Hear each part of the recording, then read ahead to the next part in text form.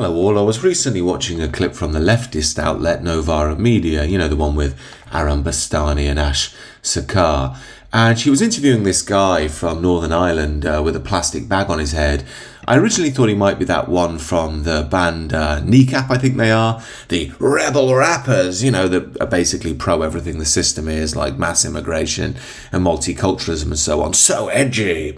But apparently he's not part of that group. He's a comedian, I think, but he wears a bag on his head as well. So let's see what Mr. Baghead has to say about the riots in Northern Ireland of late. Was speaking after the third night of rioting, racially motivated attacks on foreigners in Ballymena in the north. Interesting framing there from Ash, as always. You know, just random attacks on minorities from the evil British. No mention about the community tensions that have been building for a long time and the alleged sex attack that sparked all of this off. But never mind, let's just crack on. What's going on there?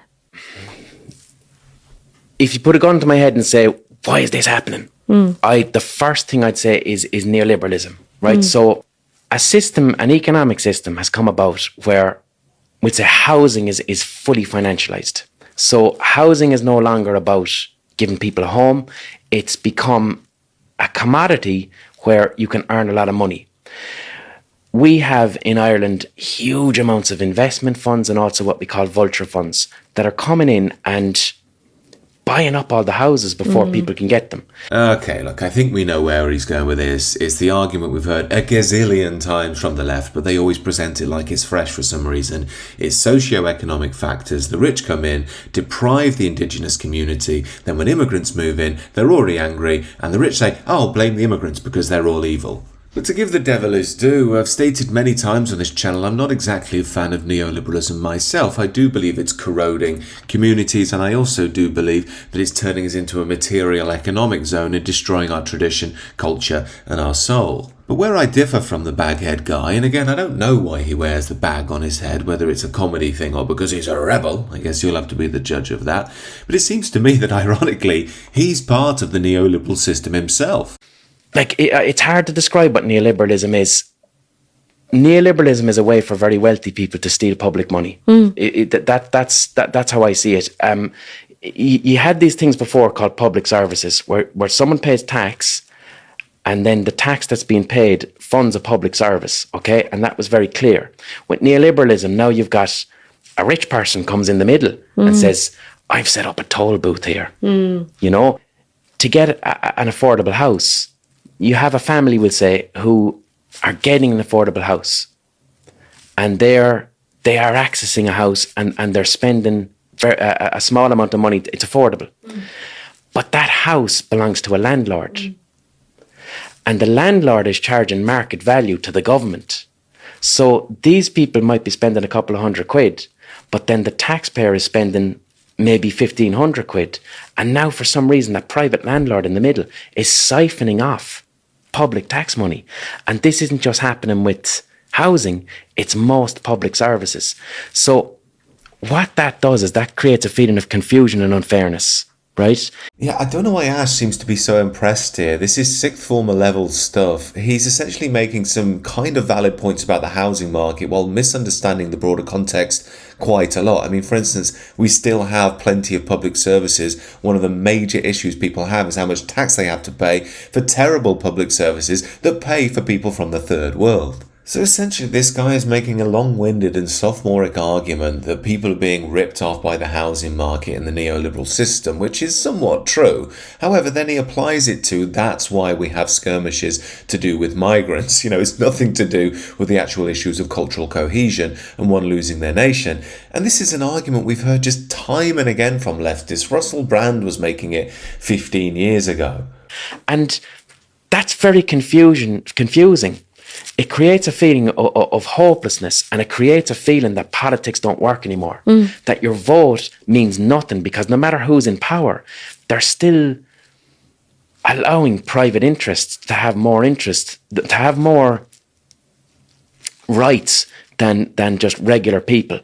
And within that sense of confusion and hopelessness, it's very easy to come in with simple narratives. The simple narrative of, actually, it's them immigrants. And this story is very, very old.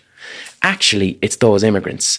So that's what's happening in Ireland. Oh man, where do we start with this? Well, first of all, I don't know who this guy is to be calling out people for simplistic narratives. I mean, he's just given the most simplistic leftist narrative of the past 20 years. But look, let's just say people are simply seeing that we're having mass immigration, it's corrupting communities and rendering our countries foreign places, islands of strangers, as Keir Starmer says. Well, what's wrong with that? I mean, simple doesn't mean not true. George Orwell famously said that you have to watch intellectuals because they'll use all sorts of flowery language to try and obfuscate actual meaning. If you really want to try and say something, keep it simple. There's nothing wrong with simple truths. And this is the irony of this guy. He's hiding his snooty elitist leftism behind a facade of socialist, I care about the regular people man, just like he hides his real face behind that plastic bag. But I'm sure some of you have noticed the absolute elephant in the room when it comes to irony here.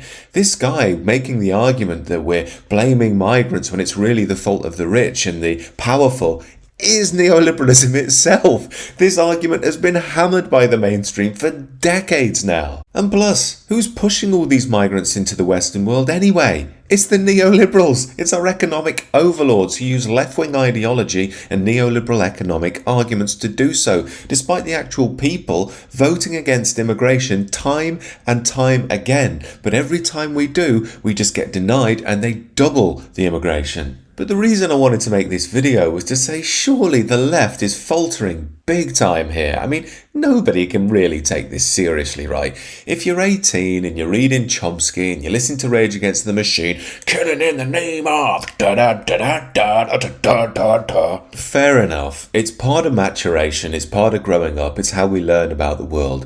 But if you're a grown adult and you're listening to this guy with a plastic bag on his head who larps as this sort of rebellious neo-communist when really he's just a neoliberal himself, God help us. It seems that leftists like these people believe that if you just have infinite people coming into a very small geographical area from varying different traditions and cultures, as long as you had this sort of socialist economy where everything's equal, everyone would get on just fine.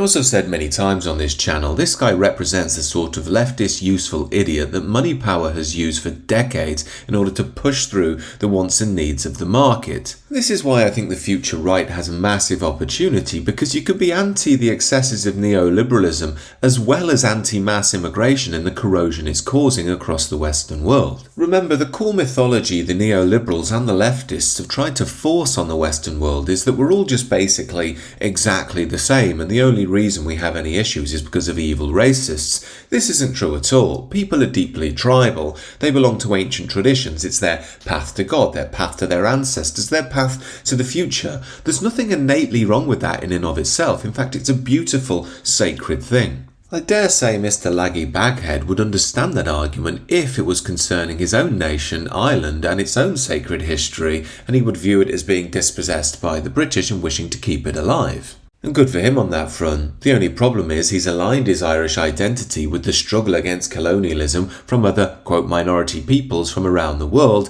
and now they're suckers for the real power structure of the age, which is globalism, which ironically enough will see the Irish become a minority in Ireland before too long. So let's end with the final irony, and this guy is arguing against neoliberalism but doesn't see that his own identity has been bought up by neoliberalism and now he's unknowingly fighting for it himself. But look, I know people like this are annoying, but I don't think they're bad people deep down. I think they're just stuck in an adolescent stage and they want to LARP as revolutionaries. Shame is they're just useful idiots, really.